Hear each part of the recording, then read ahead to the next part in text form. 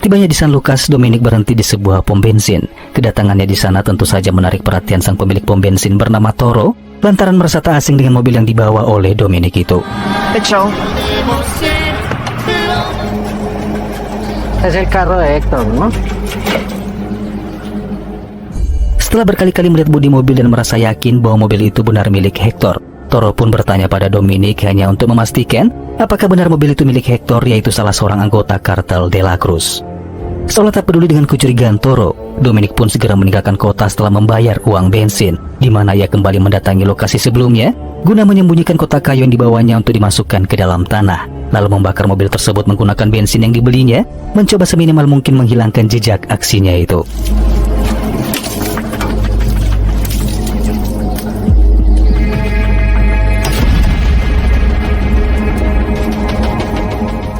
Di malam harinya, Dominic memasuki sebuah kafe yang berada di pusat kota San Lucas. Keberadaannya di sana disambut dengan tatapan-tatapan yang kurang menyenangkan dari pengunjung atau warga lokal. Bahkan seorang pelayan yang mengantarkan makanannya pun juga terlihat sinis, seolah-olah kehadiran orang asing seperti dirinya dianggap sebagai pembawa masalah di kota mereka.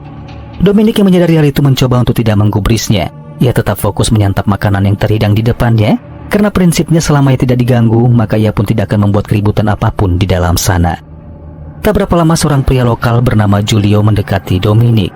Berbeda dengan warga lokal lainnya yang tampak tidak menyukai kehadiran orang asing, Julio justru menunjukkan rasa simpati dan berniat ingin melindungi Dominic dari orang-orang yang ada di sekitarnya.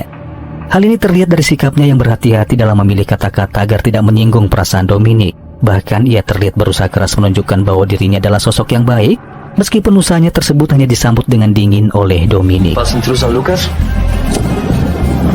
We don't get many strangers around here.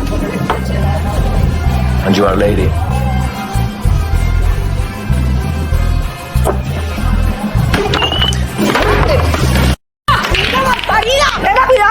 Fresca, ya tranquila. Acaba de llegar al país, fue sin culpa, ya.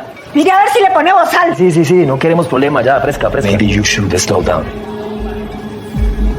I just don't want you to have any trouble.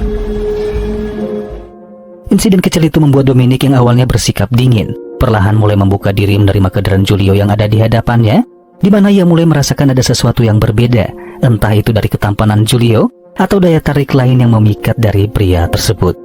Sampai pada akhirnya Julio mengajak Dominic untuk tinggal di rumahnya sementara waktu, di mana pertemuan singkat itu membangkitkan api asmara di antara mereka berdua, sehingga mereka memadukan perasaan tersebut dengan mantap.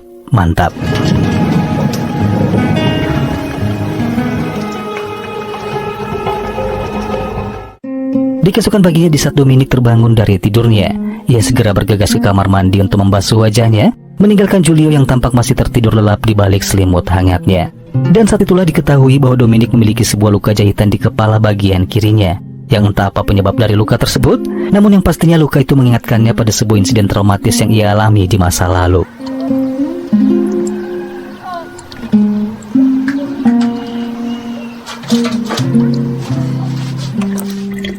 Setelah membasuh wajahnya, Dominic kembali ke kamar untuk bersiap-siap pergi. Namun, tak lama kemudian Julio terbangun dan meminta Dominic untuk tetap tinggal di rumahnya daripada harus menginap di hotel.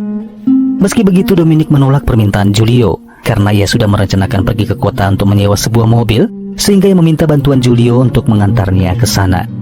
Namun belum sempat Julio merespon permintaan Dominic, tiba-tiba ponselnya berdering, dan di saat itulah diketahui